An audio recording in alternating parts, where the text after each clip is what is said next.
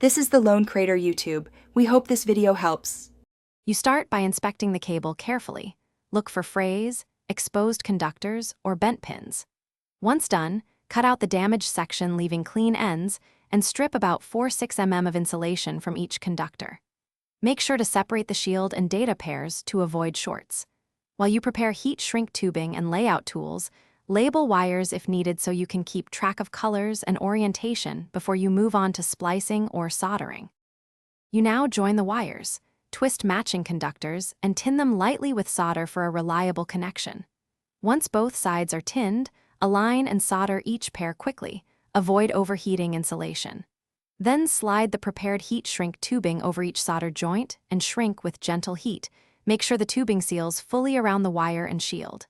After insulating individual pairs, add a larger sleeve over the bundle and shrink it for strain relief so the cable can flex without breaking the joints.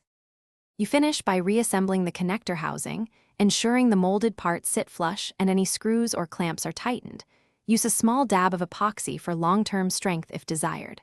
Once reassembled, test charging and data transfer on multiple devices and ports to confirm full functionality.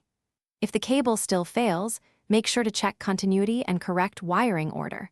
Polarity mistakes or hidden breaks can cause issues. As a troubleshooting tip, replace the Thanks for watching. Consider subscribing if we helped you.